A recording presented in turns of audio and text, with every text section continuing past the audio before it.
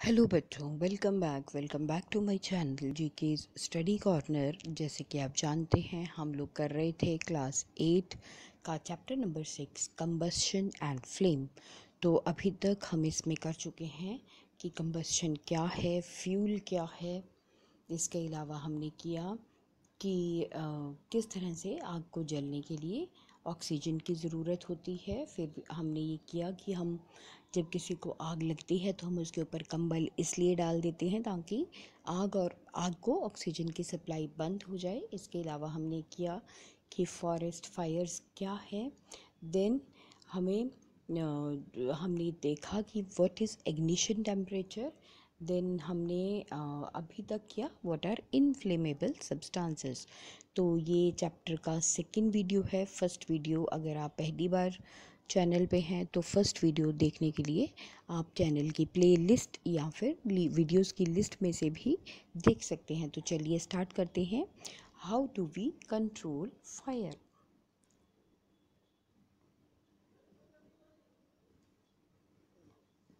जैसे कि यहाँ पे आपको दिखाया गया है कि हम अगर आग लगती है तो हम उसे कैसे कंट्रोल करते हैं। यू मस्ट हैव सीन और heard of the fire breaking out in homes, shops and factories. मतलब कि आपने ये देखा होगा, अक्सर ये खबरें सुनी होंगी या ऐसा सुना होगा कि जब किसी के घर में, दुकान में या फैक्ट्री में आग लग गई है। If you have seen such an accident If you have seen such an accident, write a short description in your notebook। मतलब अगर कभी ऐसा कुछ आपने देखा है तो उसके बारे में थोड़ा सा अपनी नोटबुक में लिखो। अब इसके बाद है also share the experience with your classmates. और अपने जो फ्रेंड्स हैं, क्लास में पढ़ने वाले बच्चे हैं, उनके साथ भी इसका एक्सपीरियंस आप शेयर कीजिए। Now find out the telephone number of the fire service in your area. तो अपनी आपके घर के आसपास जो फायर सर्विस वाले हैं या फायर ब्रिगेड वाले हैं उनका नंबर ढूंढिए। If the fire breaks out in your house, in your neighbourhood, first thing to do is to call the fire service. मतलब कि अगर कहीं भगवान न करे आपके घर में या आपके आसपास में कहीं आग लग जाए तो सबसे पहला काम जो होता है वो है फायर सर्विस को कॉल करना। तो it is important that all of us know the telephone numbers of the fire service. मतलब हम सब के लिए ये ज़रूरी है कि हमें फायर सर्विस का जो नंबर है वो सबको पता हो।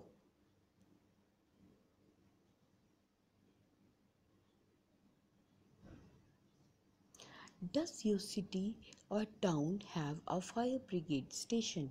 मतलब क्या आपने कभी देखा है कि आपका जो घर है, जो आपका जो शहर है, वहाँ पे आपने फायर ब्रिगेड स्टेशन देखा है। When a fire brigade arrives, what does it do. मतलब जब भी फायर ब्रिगेड की गाड़ी आती है तो वो क्या करती है। It pores water on fire. वो अक्सर आग पे जो है पानी डाल देती है। Water cools the combustible material so that its temperature is brought below the ignition temperature। मतलब जो पानी होता है वो इसलिए डालते हैं क्योंकि जो मटेरियल जल रहा होता है उस मटेरियल का जो टेम्परेचर है पानी डालने से उसके इग्निशन टेम्परेचर से नीचे आ जाता है। This prevents the fire from spreading. और इसकी वजह से जो आग है वो आगे नहीं फैलती। Water vapours also surround the combustible material, helping in cutting off the supply of air। और इसके अलावा जो पानी के कण हैं वो भी जो कंबस्टिबल मतलब जो जलने वाला मटेरियल होता है उसको ऊपर से कवर कर लेते हैं, जिसकी वजह से उसे हवा की सप्लाई जो है वो कम हो जाती है। So the fire is extinguished. और इसकी वजह से जो आग है वो बुझ जाती है। You have learned Now, you have learned that there are three essential requirements of producing a fire। मतलब अभी तक आपने ये देखा है कि आग लगाने के लिए या आग के जलने के लिए तीन चीज़ें हैं। Can you list these requirements. क्या आप ये बता सकते हो। दीज आर फ्यूल, मतलब कोई चीज़ जो ईंधन का काम करे, जो जले।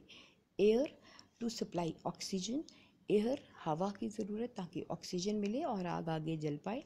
एंड हीट और ताप, गर्मी, to raise the temperature of the fuel beyond the ignition temperature, ताकि जिसकी वजह से जो ईंधन है उसका टेम्परेचर इग्निशन टेम्परेचर तक पहुंच पाए, मतलब उतना गर्म हो पाए या उससे ज़्यादा गर्म हो पाए। Fire can be controlled by removing one और मोर ऑफ दीज रिक्वायरमेंट्स। अगर हम सीधे तौर पर देखें तो जो आग है उसे हम इन तीनों में से किसी एक चीज़ को या एक से ज़्यादा चीज़ों को हटाकर कर सकते हैं, बुझा सकते हैं हम आग को। The job of a fire extinguisher is to cut off the supply of air. मतलब जो फायर एक्सटिंग्विशर होता है उसका मेन काम होता है कि वो आग की जो सप्लाई है वो उसको काट देता है, मतलब आग को बुझाने के लिए वो हवा की सप्लाई काटता है। और to bring down the temperature of the fuel और बोथ, पहली बात वो हवा की सप्लाई को काटता है, उसके अलावा वो जो फ्यूल होता है, जो चीज़ जलती है, उसके टेम्परेचर को डाउन करता है पानी डालकर। Notice that the fuel is fuel in most cases, notice that the fuel in most cases cannot be eliminated। तो ये बात ध्यान रखने योग्य है कि बहुत से केसेस में जो फ्यूल है, जो चीज़ जल रही है, उसको हटाया नहीं जा सकता। If for instance a building catches fire the whole building is a fuel. मतलब उदाहरण के तौर पर अगर एक बिल्डिंग को, एक इमारत को आग लग जाती है तो वो पूरी बिल्डिंग फ्यूल है, तो उस केस में हम फ्यूल को कभी भी हटा नहीं पाते, हमें जो है सप्लाई ऑफ ऑक्सीजन उसी को ही कम करना होता है। अब इसके बाद है यहाँ पे देखिए, आपको ये बताया हुआ है ब्लू बॉक्स में फायर एक्सटिंग्विशर के बारे में। अभी देखिए इसको पढ़ते हैं।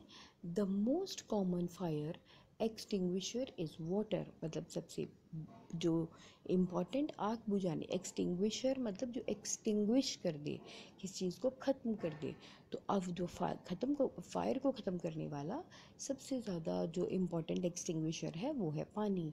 The water works only when the things like wood and paper are on fire. लेकिन पानी तभी काम करता है जब लकड़ी या पेपर जैसी चीज़ को आग लगी हो। If electrical equipment is on fire, water may conduct electricity and harm those trying to douse the fire। लेकिन अगर कहीं इलेक्ट्रिकल इक्विपमेंट को, मतलब कहीं बिजली के किसी सामान को आग लगी हो, तो उस केस में पानी में से जो करंट है वो आगे पास हो सकता है और जो आग बुझाने वाले हैं उनको भी करंट या लग सकता है या नुकसान पहुंच सकता है। Water is not suitable for fires involving oil and petrol.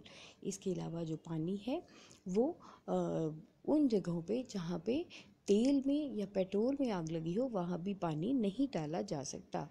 Do you recall that water is heavier than oil. क्या आपको ये पता है कि जो पानी है वो तेल से हैवी होता है। So it sinks below. इसी वजह से जो पानी है वो नीचे रह जाता है। And the oil keeps burning on the top. और जो ऑयल है वो तो ऊपर ही रहेगा और वो जलता ही रहेगा। फॉर फायर्स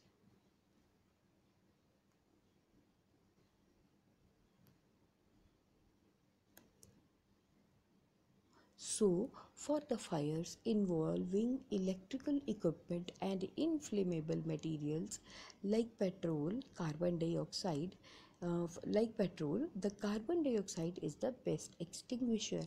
मतलब ऐसी आग या ऐसी जगह की लगी हुई आग जहाँ पे इलेक्ट्रिकल इक्विपमेंट, मतलब बिजली के सामान को आग लगी हो या फिर ज्वलनशील पदार्थ हो जैसे कि पेट्रोल को आग लगी हो, वहाँ पे कार्बन डाइऑक्साइड ही बेस्ट एक्सटिंग्विशर, मतलब कार्बन डाइऑक्साइड ही सबसे बढ़िया आग बुझाने वाला कारक बनता है।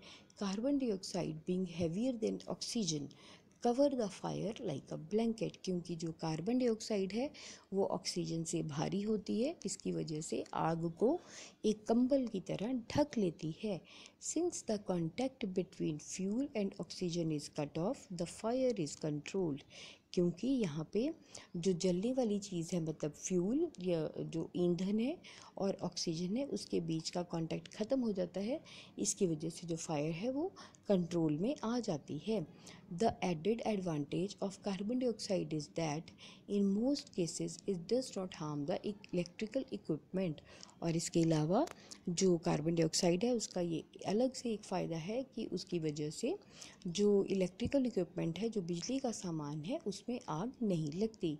सो how do we get the supply of carbon dioxide? अब सोचने की बात है कि हमें कार्बन डाइऑक्साइड कहाँ से मिलती है। It can be stored at high pressure as a liquid in cylinder. तो जो कार्बन डाइऑक्साइड है इसको लिक्विड के तौर पे सिलेंडर में स्टोर किया जा सकता है। In what form is the LPG stored in cylinder? अगर हम देखें तो जो हमारी LPG मतलब लिक्विफाइड पेट्रोलियम गैस है, वो गैस जो हम अपने घरों में खाना बनाने के लिए प्रयोग में लाते हैं, तो वो भी तो वो किस तरह से सिलेंडर में आती है। When released from the cylinder, carbon dioxide expends enormously in volume and cools down. मतलब जब सिलेंडर में से कार्बन डाइऑक्साइड को निकाला जाता है तो वो बहुत बड़ी मात्रा में फैलती है और ठंडी हो जाती है। So it not only forms a blanket around the fire. तो उसकी वजह से ये जो है ये कंबल की तरह आग के ऊपर एक कंबल जैसी सतह बना देती है। It also brings down the temperature of the fuel. और इसके अलावा ईंधन का जो तापमान है ये उसे भी नीचे ले आती है। That is why it is an excellent fire extinguisher. तो इसी वजह से जो कार्बन डाइऑक्साइड है वो एक बहुत बढ़िया आग बुझाने वाले तत्व का काम करती है। Another way to get CO2 is to release a lot of dry powder of chemicals like sodium bicarbonate और पोटाशियम बाइकार्बोनेट। तो दूसरा तरीका जो है कार्बन डाइऑक्साइड बहुत बड़ी मात्रा में छोड़ने का वो है कि आप ड्राई केमिकल पाउडर्स जैसे कि सोडियम बाइकार्बोनेट मतलब बेकिंग सोडा या फिर पोटाशियम बाइकार्बोनेट जो है उसको छोड़ दें। Near the fire these chemicals give of CO2 carbon dioxide. मतलब अगर आग के पास हम इन चीज़ों को छोड़ते हैं तो ये कार्बन डाइऑक्साइड रिलीज़ करती हैं। तो चलिए अब हम आगे बढ़ते हैं। मतलब अभी तक हमने समझा कि क्यों हम जो है कार्बन डाइऑक्साइड वाले फायर एक्सटिंग्विशर्स को जहाँ पे कंबस्टिबल मटेरियल को आग लगी होती है तो वहाँ पे हम कार्बन डाइऑक्साइड को as a fire extinguisher use करते हैं। तो ये हमने इस येलो बॉक्स में समझा। अब आगे बढ़ेंगे। टाइप्स ऑफ कंबस्शन मतलब जो आग है वो किस तरह से चलती है। तो चलिए हम इसे ध्यान से देखते हैं।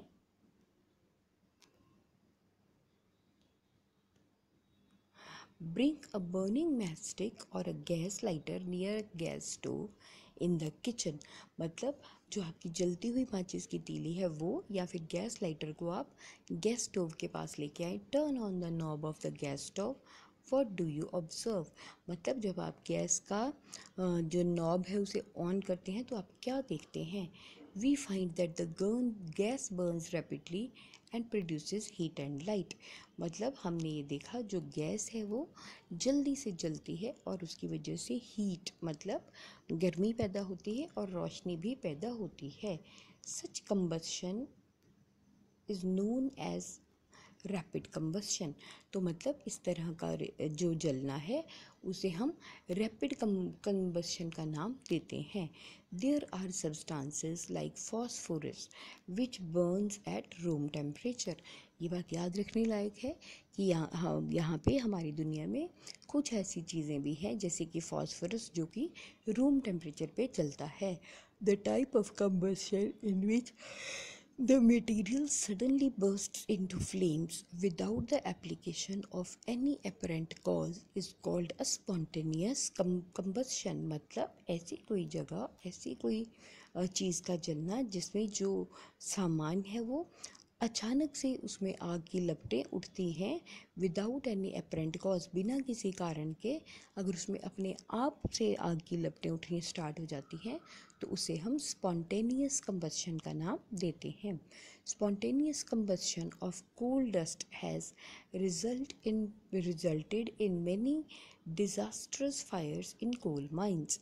मतलब अचानक से जो कोयले की डस्ट, मतलब कोयले का चूल्हा होता है, जब उसमें अचानक से आग लग जाती है तो उसकी वजह से जो कोल माइंस हैं, कोयले की जो खानें हैं, उसमें बहुत बड़े एक्सीडेंट्स हो जाते हैं। Spontaneous forest fire are sometimes due to heat. इसके अलावा गर्मी की वजह से बहुत से जो जंगल हैं उनमें अचानक से आग लग उठती है।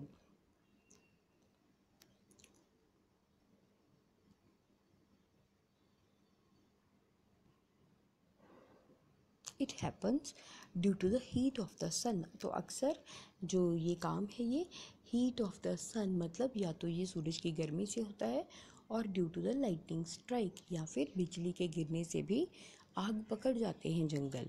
How ever most forest fires are due to the carelessness of human beings. मतलब अक्सर जो हमारे यहाँ पे आग लगती है वो अक्सर इंसानों की लापरवाही से होता है। It is important to remember that the campfires must be completely extinguished before leaving a forest after a picnic or a visit। मतलब ये बात यहाँ पे याद रखने योग्य है कि अक्सर जब हम जंगलों में जाकर कैंप लगाते हैं और वहाँ पे जो आग लगाते हैं उसको अपना कैंप छोड़ने से पहले पूरी तरह से बुझा देना चाहिए। We generally have fireworks on the festival days. मतलब अक्सर त्यौहार के दिनों में हम पटाखे जलाते हैं। When a cracker is ignited, जब भी हम एक पटाखे को जलाते हैं, a sudden reaction takes place. तो अचानक से एक रिएक्शन होता है with a evolution of heat, light and sound, और उसकी वजह से गर्मी भी पैदा होती है, रोशनी भी पैदा होती है, और आवाज़ भी पैदा होती है। The large amount of gas formed in the reaction is liberated. तो इस केस में जो गैस है वो बहुत बड़ी मात्रा में पैदा होती है और वो आसानी से हवा में चली जाती है। Such a reaction is called explosion. तो इस तरह का जो रिएक्शन होता है जिसमें बड़ी मात्रा में जो गैस है वो भी हवा में छोड़ती है, उसके अलावा रोशनी, गर्मी और आवाज़ पैदा होती है, तो उसे हम एक्सप्लोजन कहते हैं। Explosion can take place if the pressure is applied on the cracker. और ये जो एक्सप्लोजन है या विस्फोट है ये तब भी हो सकता है अगर हम किसी पटाखे के ऊपर दबाव पैदा करें। अब इसके बाद हमारे पास है फ्लेम। फ्लेम का मतलब है आग की लपट। तो ये क्या है? Observe an LPG flame. कभी आपने गैस का जो सिलेंडर है उसकी, जब हम गैस जलाते हैं तो आपने कभी अपनी जो गैस स्टोव है उसके ऊपर उठने वाली फ्लेम को देखा है? Can you tell me the colour of the flame? क्या आप लपट का, आग की लपटों का रंग बता सकते हैं? What is the colour of the candle flame? आपने कभी कैंडल फ्लेम मतलब मोमबत्ती का जो फ्लेम होता है, कभी आपने उसका रंग देखा है? Recall your experience of burning a magnesium ribbon in class 7। अगर आप याद करें तो याद करके बताइए कि जब आपने क्लास 7 में एक एक्सपेरिमेंट किया था तो उसमें आपने मैग्नीशियम का जो रिबन था उसे जलाया था, तो आपने उसे तब क्या हुआ था? If you do have the experience of burning the remaining items of uh, table 6.2, you can do that now। अगर आपको याद हो तो आप जो टेबल 6.2 है उसमें जो एक्सपीरियंस है चीज़ों को जलने का, वो आप अभी भी उस ऑब्जर्वेशन को रिकॉर्ड कर सकते हो। Record your observation and mention whether on burning the material forms a flame or not। तो अब आप ये नीचे की जो चीज़ें आपको बताएंगे इनको जला कर देखिए और इनके जलने पे आप ये बताइए कि आग की लपटें उठती हैं या नहीं उठती। अब आपके पास है स्ट्रक्चर ऑफ द फ्लेम। यहाँ पे आपको जो फ्लेम है, जो आग की लपट है, उसके स्ट्रक्चर, उसमें क्या होता है, किस तरह से बनती है, वो आपको बताया गया है।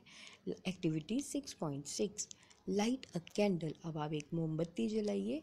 Hold a glass tube with a pair of tongs and introduce its one end to the dark zone of a non flickering. मतलब वहाँ पे आप एक ग्लास की ट्यूब लें, उसे आप एक छड़ी से पकड़ें एंड उसे आप जो आपकी जो आपकी आग की लपट जल रही है उसका जो बिना हिलने वाला हिस्सा है, अंदर का डार्क जोन मतलब गहरे रंग का जो हिस्सा है, उसमें आप उसे डालें।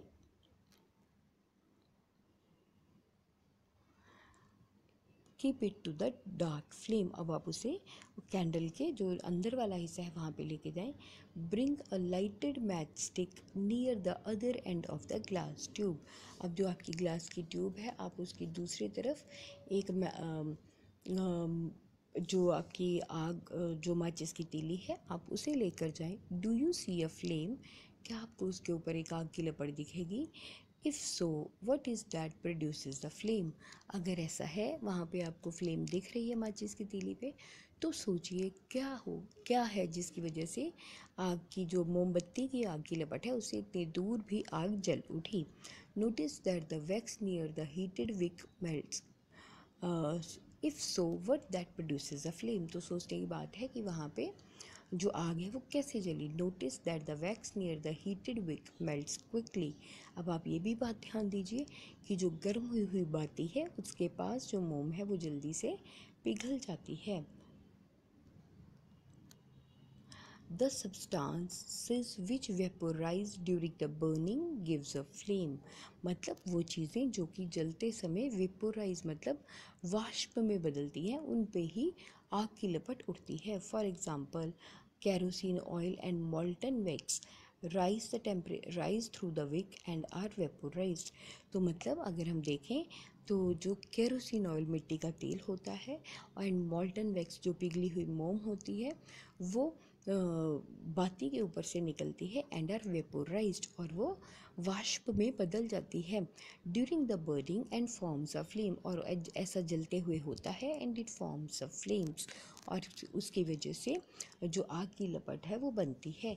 Charcoal on the other hand does not vaporise so it does not produce a flame. अब क्योंकि जो चारकोल होता है वो जलते हुए वेपोराइज मतलब वो वाष्पित नहीं होता, इसकी वजह से वहाँ पे आग की लपट नहीं उठती। In activity 6.6, could the vapors of a wax coming out of a glass tube be the cause of flame production? अब क्योंकि अगर हम एक्टिविटी 6.6 देखें तो क्या इसमें वो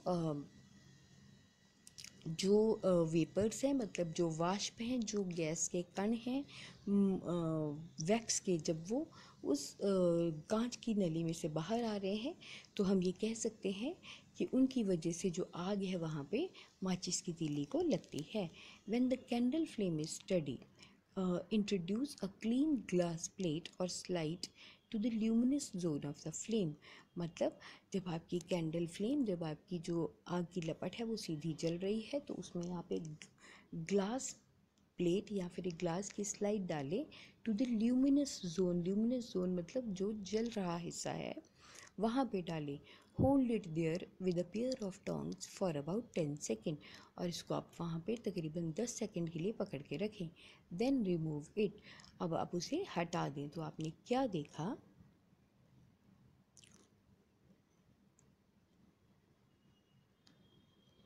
A circular blackish ring is formed on the glass plate or slide। तो जब आप उसने आग की लपट पे आपने उसको रखा था 10 सेकेंड के बाद अब देखोगे कि जो आपकी ग्लास की प्लेट है या स्लाइड है उसके ऊपर एक काले रंग का गोला बन गया है। It indicates the deposition of unburned carbon particles present in the luminous zone of the flame। तो यहाँ से आपको ये दिखेगा कि जो अनबर्नड कार्बन के पार्टिकल्स मतलब जो बिना जले हुई कार्बन है वो जो है आपकी वहाँ पे डिपॉजिट हो जाएगी, उस ग्लास की ट्यूब के ऊपर वो इकट्ठी हो जाएगी और उसकी वजह से जो आग मतलब एक तरह से वो हिस्सा वहाँ पे इकट्ठा हुआ जो कि कार्बन के पार्टिकल्स नहीं जले हैं। Now hold a thin long copper wire just inside the flame for about 30 seconds. अब आप एक कॉपर की तार लें और उसे जो आपकी आग की लपट है उसके अंदर तकरीबन 6.10 मतलब उसे 30 सेकेंड के लिए रखें, जैसे कि आपको फिगर 6.10 में दिखाया गया है। Notice that the portion of the copper wire just outside the flame gets red hot। तो आप ये देखोगे कि जो आग की लपट के जस्ट ऊपर है हिस्सा उस तार का, वो पूरी तरह से लाल हो जाएगा। Does it indicate that non luminous zone of the flame has a high temperature?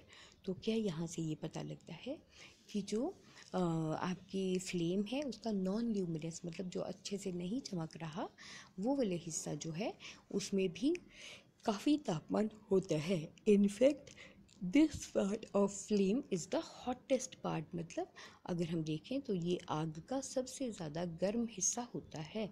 The gold Smith blow the outer most zone of the flame with a metallic blow pipe.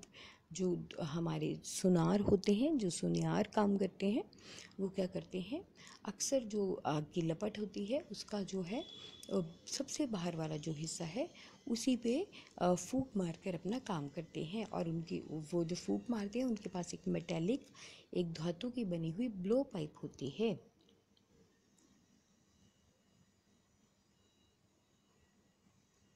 Melting the gold and silver, और यही जो हिस्सा होता है, यही जो pipe होती है, इसी से वो आग की लपट के साथ वो सोना या चांदी को पिघला लेते हैं। Why do they use the outer most zone of the flame? अब सोचने की बात है कि वो जो फ्लेम है उसका आउटर मोस्ट जोन क्यों यूज़ करते हैं, क्योंकि वही सबसे गर्म होता है और वहाँ पे टेम्परेचर हाई होता है, जिसकी वजह से उसकी तेज़ गर्मी से जो हमारा मेटल रहता है, सोना या चांदी, वो उसके इग्निशन टेम्परेचर तक पहुंच पाते हैं। अब यहाँ पे सोचने की बात है, अगर हम देखें ध्यान से तो ये हमारा आग की जो लपट है उसका ये जो आग की लपट है उसके बारे में हमें यहाँ पे बताया गया है। सबसे पहले देखिए जो अंदर का हिस्सा है, the innermost zone of the unburnt wax vapours black. जो अंदर हमारी एक तरह से जो बाती है वो काली रंग की है, उस बाती में बिना जली हुई वैक्स है जो एक तरह से फ्यूल का काम कर रही है। फिर उसके बाद हमारे पास है मिडल जोन, जो बीच वाला हिस्सा है, कंबस्टिबल, पार्शियली कंबस्टिबल येलो, जो अंदर वाला हिस्सा है वो आधा जल रहा है। अब उसके बाद है आउटर मोस्ट कंप्लीट कंबस्शन। अब जो बाहर का हिस्सा है जो ब्लू है वो पूरी तरह से जलता है, तभी उसका रंग ब्लू है। जो पार्शियली कंबस्शन मतलब आधा जलता है उसका रंग होता है येलो। अब इसके बाद है जो ऊपर का हिस्सा है वो हॉटेस्ट है, मतलब सबसे ज़्यादा गर्म वही होता है। उसके बाद है मॉडरेटली हॉट, जो अंदर का हिस्सा है वो थोड़ा कम गर्म होता है, लीस्ट हॉट। और जो सबसे अंदर का हिस्सा है वो बहुत कम, सबसे कम गर्म होता है, और ये हमारी मोमबत्ती है। तो यहाँ से आपने देखा कि जो अंदर का हिस्सा है वो ज़्यादा गर्म है।